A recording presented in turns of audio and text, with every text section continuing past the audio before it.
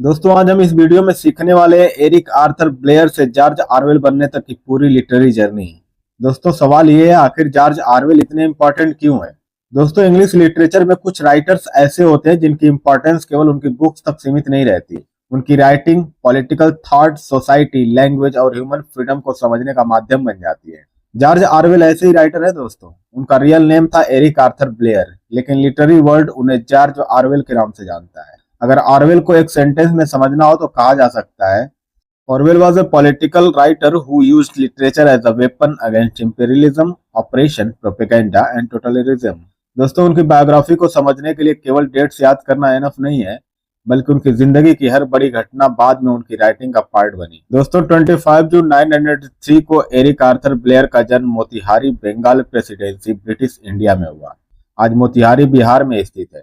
उनके फादर थे Richard वाम्सली Blair, जो ब्रिटिश कॉलोनियल एडमिनिस्ट्रेशन में ओपियम डिपार्टमेंट में काम करते थे। उनकी मां थी ईडा मेबल लिमोजिन ब्लेयर, जिनका फैमिली बैकग्राउंड फ्रेंच था। इसलिए ऑरवेल का जन्म ब्रिटिश इंडिया में हुआ, लेकिन वो कॉलोनियल इंडिया में लंबे समय तक नहीं रहे। कुछ ही समय बाद उनका परिवार इंग्लैंड चला गया। दोस्तों George Orwell was born in Motihari, India. यह फैक्ट ऑब्जेक्टिव एग्जामिनेशन में बहुत इंपॉर्टेंट है। दोस्तों ऑरवेल ने अपने फैमिली बैकग्राउंड को broadly lower upper middle class कहा था। यह फ्रेज बहुत इंपॉर्टेंट है क्योंकि वो न तो एक्सट्रीमली रिच एरिस्टोक्रेटिक फैमिली से थे और न ही वर्किंग क्लास पॉवर्टी से। उनका social position middle class respectability और फिनेंशियल लिमिटेशन के बीच था। यही सोशल अवेयरनेस आगे चलकर उनकी राइटिंग्स में दिखाई देती है। दोस्तों ऑरवेल ने सोसाइटी को केवल बाहर से ऑब्जर्व नहीं किया, बल्कि उन्होंने अलग अलग सोशल क्लासेस के बीच की दूरी को पर्सनली एक्सपीरियंस किया। बात करें उनके स्कूलिंग की तो इंग्लैंड में उनकी एजुकेशन शुरू हुई। उन्होंने सेंट साइपिरियंस स्कूल ईस्टबर्न में पढ़ाई की। बाद में स्कॉलरशिप के आधार पर उन्होंने प्रेस्टिजियस एटन कॉलेज में एजुकेशन प्राप्त की। दोस्तों एटन में उन्होंने एकेडमिक और लिटरेरी डेवलपमेंट किया। यहाँ एक इंटरेस्टिंग फैक्ट है एल्डस हक्सले के बारे में। दोस्तों ऑरवेल के एटन पीरियड में एल्डस हक्सले उनके टीचर्स में से एक थे। यह लिटरेरी हिस्ट्री के लिए इंटरेस्टिंग कनेक्शन है, क्योंकि बाद में ऑरवेल और हक्सले दोनों डिस्टोपियन लिटरेचर के प्रमुख बने। जहाँ ऑरवेल ने लिखा था 1984, तो वहीं हक्सले ने लिखा था ब्रेव न्यू वर्ल्ड। अगर क्वेश्चन आए who taught George Orwell at Eton, तो आंसर होगा एल्डस हक्सले। दोस्तों एटन के बाद ऑरवेल ने यूनिवर्सिटी में जाने के बजाय एक अलग रास्ता चुना। वे इंडियन इंपीरियल पुलिस में शामिल हुए। 1922 में उन्हें बर्मा भेजा गया। उन्होंने बर्मा में लगभग 5 वर्ष पुलिस ऑफिसर के रूप में काम किया और यहीं से उनकी जिंदगी में एक बड़ा इंटेलेक्चुअल ट्रांसफॉर्मेशन शुरू हुआ। बर्मा में ऑरवेल ब्रिटिश एम्पायर के वर्किंग सिस्टम का हिस्सा थे। उन्होंने कॉलोनियल एडमिनिस्ट्रेशन को अंदर से देखा। उन्होंने महसूस किया कि इंपीरियलिज्म केवल पॉलिटिकल एडमिनिस्ट्रेशन नहीं है, बल्कि इसमें पावर, फियर, ह्यूमिलिएशन और इनइक्वालिटी भी शामिल हो सकते हैं। दोस्तों ऑरवेल स्वयं उस सिस्टम के ऑफिसर थे, लेकिन धीरे धीरे वो उसके मोरल कॉन्ट्राडिक्शंस को महसूस करने लगे और यही एक्सपीरियंस बाद में उनकी राइटिंग्स का मटेरियल बना। दोस्तों Burmese days, shooting an elephant, hanging, in writings में कॉलोनियलिज्म और इंपीरियल पावर के साइकोलॉजिकल और मोरल इफेक्ट्स दिखाई देते हैं। ऑरवेल का famous essay shooting an elephant उनकी बर्मा एक्सपीरियंस से जुड़ा है। दोस्तों इस एस्से में एक ब्रिटिश कॉलोनियल पुलिस ऑफिसर ऐसी सिचुएशन में फंस जाता है जहां उसे क्राउड एक्सपेक्टेशंस और अपनी पर्सनल मॉरलिटी के बीच डिसीजन लेना पड़ता है। यही ऑरवेल का बड़ा पॉइंट है, imperialism oppresses not only the colonised but also the imperial officer who represents that system. दोस्तों इसे एग्जाम में ऐसे भी याद रख सकते हैं, shooting an elephant, colonialism, imperialism और मोरल कॉन्फ्लिक्ट। दोस्तों बर्मा के अनुभव ने ऑरवेल की थिंकिंग बदल दी। उन्होंने कॉलोनियल सर्विस छोड़ने का निर्णय लिया। 1927 में उन्होंने इंपीरियल पुलिस से रिजिग्नेशन दे दिया। अब उनके सामने एक नया सवाल था, मैं किस तरह का जिंदगी जीना चाहता हूँ। और यहीं से ऑरवेल ने deliberately conventional middle class life से बाहर निकलकर सोसाइटी के मार्जिनलाइज्ड लोगों के बीच रहने का फैसला लेना शुरू किया। दोस्तों वही लंदन और पेरिस में ऑरवेल ने पुअर और वर्किंग क्लास लोगों की जिंदगी को करीब से देखा। उन्होंने पॉवर्टी को केवल न्यूज़पेपर या एकेडमिक बुक में नहीं पढ़ा, बल्कि उन्होंने स्वयं उस एनवायरनमेंट में रहकर अनुभव किया। दोस्तों उनके एक्सपीरियंसेस से उनकी पहली इंपॉर्टेंट बुक सामने आई, down and out in Paris and London 1933। दोस्तों यह बुक पॉवर्टी, होमलेसनेस और वर्किंग क्लास लाइफ का मिक्सचर है। यहाँ ऑरवेल का एक इंपॉर्टेंट लिटरेरी मेथड सामने आता है, ऑब्जर्वेशन, पर्सनल एक्सपीरियंस और सोशल क्रिटिसिज्म। दोस्तों लिटरेरी करियर शुरू करते समय उन्होंने अपना पेन नेम अडॉप्ट किया, जॉर्ज ऑरवेल, और उनका रियल नेम था एरिक आर्थर ब्लेयर। दोस्तों ऑरवेल नाम इंग्लैंड की रिवर ऑरवेल से एसोसिएटेड था। इस तरह एरिक ब्लेयर धीरे धीरे लिटरेरी वर्ल्ड में जॉर्ज ऑरवेल बने। दोस्तों एग्जाम फैक्ट की बात करें तो रियल नेम है एरिक आर्थर ब्लेयर और पेन नेम जॉर्ज ऑरवेल। दोस्तों 1934 में ऑरवेल का नॉवेल बर्मीज डेज पब्लिश हुआ। यह कॉलोनियल बर्मा की बैकग्राउंड में लिखा गया नॉवेल है। इसमें British colonial society, racism, imperialism और मोरल करप्शन के एलिमेंट्स मिलते हैं। इसलिए ऑरवेल के वर्क्स को उनके लाइफ एक्सपीरियंस से जोड़कर पढ़ना बहुत इंपॉर्टेंट है। दोस्तों 1935 में उनका नॉवेल अ क्लर्जीमैन्स डॉटर पब्लिश्ड हुआ। इसके बाद कीप द एस्पिडिस्ट्रा फ्लाइंग 1936। दोस्तों इन वर्क्स में इंडिविजुअल मनी, सोशल स्टेटस और मॉडर्न सोसाइटी के टेंशंस दिखाई देते हैं। वहीं 1936-37 के पीरियड में ऑरवेल ने इंडस्ट्रियल इंग्लैंड के वर्किंग क्लास कंडीशंस का स्टडी किया। द रोड टू वीगन पियर 1937 यह ट्रेडिशनल फिक्शनल नॉवेल नहीं है, बल्कि यह largely social and political reportage documentary style work है। इसमें नॉर्दर्न इंग्लैंड के वर्किंग क्लास लोगों की लिविंग और वर्किंग कंडीशंस पर ध्यान दिया गया है। दोस्तों ऑरवेल पॉवर्टी और क्लास इनइक्वालिटी को सीरियस पॉलिटिकल इशू मानते थे। यहाँ एक बहुत इंपॉर्टेंट एग्जाम कॉन्सेप्ट आता है। ऑरवेल को सिंपली एंटी सोशलिस्ट कहना गलत है। असल में ऑरवेल डेमोक्रेटिक सोशलिज्म की ओर इंक्लिन्ड थे। उन्होंने इकोनॉमिक इनइक्वालिटी और एक्सप्लॉयटेशन की आलोचना की, लेकिन वे किसी भी फॉर्म ऑफ टोटलिटेरियनिज्म के विरोधी थे। इसलिए उनका पॉलिटिकल थॉट समझने का बेस्ट फार्मूला है Orwell, democratic socialism, anti imperialism, anti fascism, anti totalitarianism. दोस्तों यह कॉम्बिनेशन यूजीसी नेट और यूनिवर्सिटी एग्जामिनेशंस के लिए बहुत ही ज्यादा इंपॉर्टेंट। दोस्तों वही 1936 में स्पेनिश सिविल वॉर शुरू हुआ। ऑरवेल स्पेन गए। वे केवल ऑब्जर्वर नहीं बने, बल्कि उन्होंने रिपब्लिकन साइड के साथ फैसिज्म के खिलाफ लड़ाई में हिस्सा लिया और पोम मिलिटिया से जुड़े। दोस्तों पोम का फुल फॉर्म था पार्टिडो ओब्रेरो डी यूनिफिकासियन मार्क्सिस्टा। दोस्तों वहीं स्पेन में ऑरवेल ने फैसिज्म के साथ साथ पॉलिटिकल फिक्शंस के इंटरनल कॉन्फ्लिक्ट को भी देखा और 1937 में घायल हो गए। दोस्तों यह एक्सपीरियंस उनकी famous book Homage to Catalonia 1938 का आधार बना। वहीं Homage to Catalonia Spanish civil war का पर्सनल और पॉलिटिकल अकाउंट है। यह केवल वार मेमोयर नहीं है, बल्कि ऑरवेल ने fascism, communication, political propaganda, revolutionary politics, freedom, truth और आइडियोलॉजिकल कॉन्फ्लिक्ट जैसे इश्यूज पर विचार किया। दोस्तों स्पेन ने ऑरवेल को यह समझने में मदद की कि पॉलिटिकल प्रोपेगेंडा रियलिटी को मैनिपुलेट कर सकती है। यह आइडिया बाद में एनिमल फार्म और 1984 में बहुत पावरफुल रूप से दिखाई देती है। दोस्तों वहीं ऑरवेल केवल नॉवेलिस्ट नहीं थे, बल्कि वो essayist, journalist, political commentator, literary critic और नॉवेलिस्ट भी थे। वहीं वर्ल्ड वॉर II के दौरान उन्होंने जर्नलिज्म और ब्रॉडकास्टिंग में भी काम किया।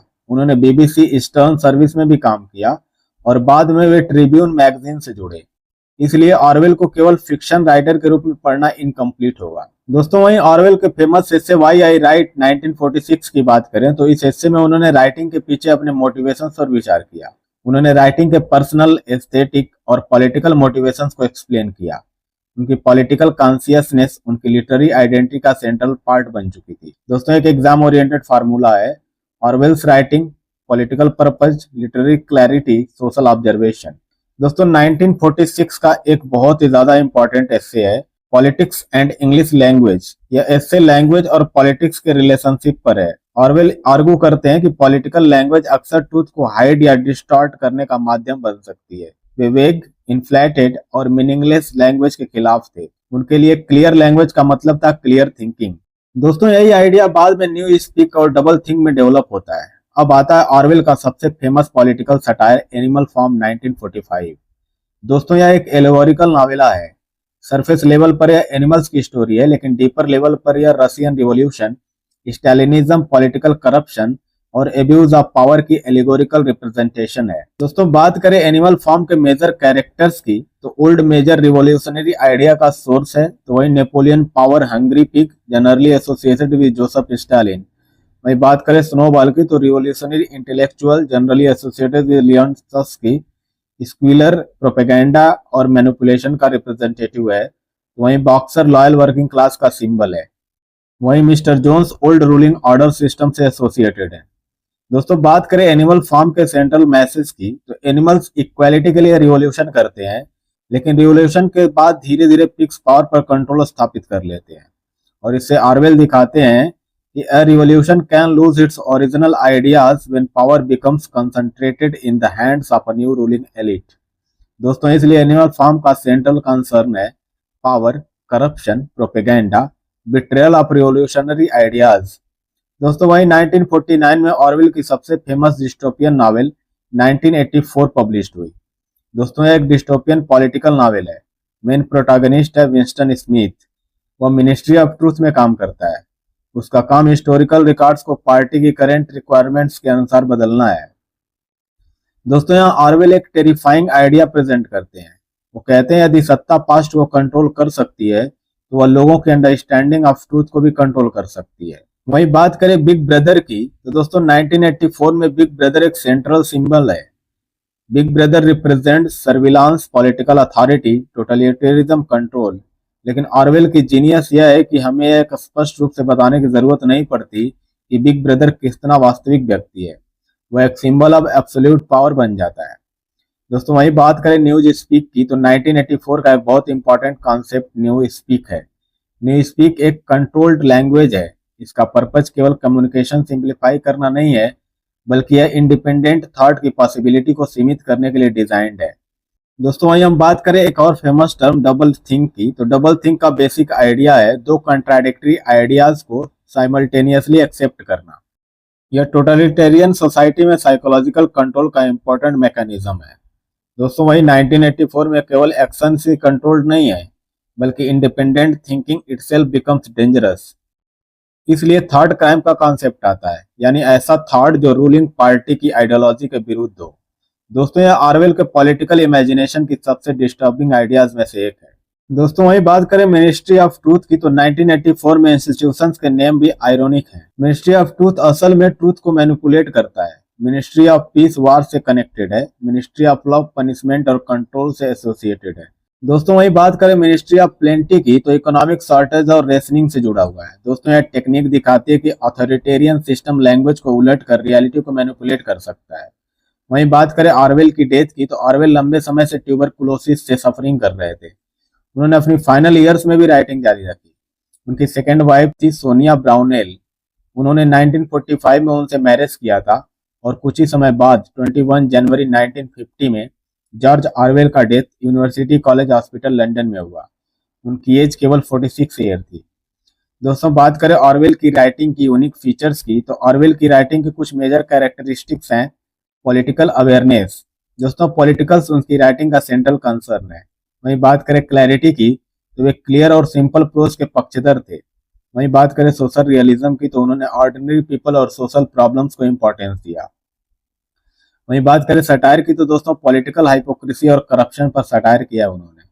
एलिगरी की बात करें तो एनिमल फार्म इसका सबसे फेमस एग्जाम्पल है। डिस्टोपिया की बात करें तो 1984 डिस्टोपियन लिटरेचर का लैंडमार्क है। वहीं एंटी टोटलिटेरियनिज्म की बात करें तो वे एब्सोल्यूट पॉलिटिकल पावर के विरोधी थे। वहीं एंटी इंपेरियलिज्म की बात करें तो बर्मा एक्सपीरियंस ने उनके एंटी इंपेरियलिस्ट कॉन्शियसनेस को मजबूत किया। वहीं बात करें ऑरवेल के मेजर वर्क्स और क्रोनोलॉजिकल ऑर्डर को तो दोस्तों यह लिस्ट एग्जामिनेशन के लिए बहुत इंपॉर्टेंट है। 1933 down and out in Paris and London. 1934 Burmese days. 1935 a clergyman's daughter. 1936 keep the aspidistra flying. 1937 the road to Wigan pier. 1938 homage to Catalonia. 1939 coming up for air. 1945 animal farm. 1949 1984। दोस्तों अगर इसको याद करना हो तो हम ऐसे भी कह सकते हैं down, Burmese, clergyman, aspidistra, Wigan, Catalonia, coming, animal, 1984। दोस्तों वही बात करें ऑरवेल के इंपॉर्टेंट एसेज की तो दोस्तों एग्जाम में इन एसेज को जरूर याद रखें। Shooting an Elephant. दोस्तों इसका थीम है imperialism and colonial power. A Hanging इसका थीम है capital punishment and moral consciousness. वहीं अगला है Politics and the English Language. इसका थीम है पॉलिटिकल लैंग्वेज एंड क्लैरिटी। वहीं अगला है The Lion and the Unicorn. इसका थीम है इंग्लैंड, नेशनलिज्म एंड सोशलिज्म। वहीं अगला है इंग्लैंड योर इंग्लैंड। इसका थीम है English society and national identity. दोस्तों वही बात करें ऑरवेल और मॉडर्न लिटरेचर की तो ऑरवेल को केवल 20th सेंचुरी का नॉवेलिस्ट कहना पर्याप्त नहीं है, बल्कि उनकी इन्फ्लुएंस कई फील्ड्स में है, जैसे political writing, dystopian fiction, satire, journalism, essay writing, language criticism और पॉलिटिकल वोकैबुलरी। दोस्तों आज ऑरवेलियन शब्द इंग्लिश लैंग्वेज का पार्ट बन चुका है। इसका कनेक्शन ऐसी सिचुएशन से है जहां surveillance, propaganda, manipulation of truth, authoritarian control दिखाई देता है। तो चलिए दोस्तों अब पूरी बायोग्राफी को कुछ पावरफुल कनेक्शंस में याद करें। जॉर्ज ऑरवेल इनका पेन नेम था, तो वहीं फुल नेम था एरिक आर्थर ब्लेयर जो इनका रियल नेम था। वहीं बर्थ हुआ इनका मोतिहारी इंडिया में। इनका एजुकेशन हुआ था सेंट साइपेरियंस एटन में। टीचर एट एटन की बात करें तो एल्डस हक्सले थे। वहीं बर्मा की बात करें तो इंडियन इंपीरियल पुलिस में इन्होंने पार्टिसिपेट किया और बर्मा एक्सपीरियंस बहुत ही काम आया। दोस्तों बर्मीज डेज और Shooting an Elephant, poverty experience, Down and out in Paris and London, industrial working class, The road to Wigan Pier, Spanish civil war, poem Homage to Catalonia, political satire, Animal Farm, dystopian fiction, 1984 totalitarian control. वहीं Big Brother की बात करें तो इसमें बात करेगा Newspeak, Doublethink, thoughtcrime की। तो चलिए अब कुछ सुपर इंपॉर्टेंट फैक्ट्स को याद कर लेते हैं। जॉर्ज ऑरवेल का real name Eric Arthur Blair. Orwell का जन्म हुआ था मोतिहारी इंडिया में। ऑरवेल का जन्म कब हुआ था तो 25 जून 1903 को। ऑरवेल ने बर्मा में क्या किया? इंडियन इंपीरियल पुलिस में सर्विस की। ऑरवेल का बर्मा से रिलेटेड नॉवेल कौन सा है तो Burmese days. Shooting an elephant किस एक्सपीरियंस पर बेस्ड है तो बेस्ड है British imperial rule in Burma से। पॉवर्टी पर important work, down and out in Paris and London. Working class England पर work, the road to Wigan pier. Spanish civil war का account, homage to Catalonia. Orwell किस political ideology के करीब थे तो वो थे डेमोक्रेटिक सोशलिज्म। वहीं एनिमल फॉर्म किस टाइप की वर्क है तो एक एलिगोरियन पॉलिटिकल सटायर नॉवेला है। वहीं एनिमल फॉर्म में नेपोलियन किसका एलिगोरिकल काउंटर पार्ट माना जाता है तो वो स्टालिन का। स्नोबॉल किससे एसोसिएटेड है? सोस्की से। बॉक्सर किसका सिंबल है? लॉयल वर्किंग क्लास से। 1984 किस जोनर की नॉवेल है तो वो है डिस्टोपियन फिक्शन। 1984 का प्रोटोगोनिस्ट कौन है तो वो है विंस्टन स्मिथ। बिग ब्रदर क्या रिप्रेजेंट करता है तो वो रिप्रेजेंट करता है totalitarian surveillance and power. News speak क्या है तो वो है कंट्रोल्ड पॉलिटिकल लैंग्वेज। वही बात करें डबल थिंक की तो डबल थिंक है कॉन्ट्राडिक्टरी बिलीफ को साइमल्टेनियसली एक्सेप्ट करना। दोस्तों ऑरवेल का फेमस लैंग्वेज ऐसे कौन सा है तो वो है political and English language. Orwell की डेथ कब हुई थी तो 21 जनवरी 1950 में। तो चलिए दोस्तों ऑरवेल को एक जर्नी की तरह याद करें। अब जॉर्ज ऑरवेल की पूरी बायोग्राफी को एक कहानी की तरह याद करते हैं दोस्तों। 1903 में इंडिया के मोतिहारी में जन्मा एरिक आर्थर ब्लेयर इंग्लैंड गया। वहां उसने सेंट साइपेरियंस स्कूल और फिर एटन कॉलेज में एजुकेशन प्राप्त की। एटन के बाद वह यूनिवर्सिटी की बजाय इंडियन इंपीरियल पुलिस में चला गया और बर्मा में ब्रिटिश कॉलोनियल सिस्टम को अंदर से देखा। बर्मा ने उसकी कॉन्साइंस को बदल दिया।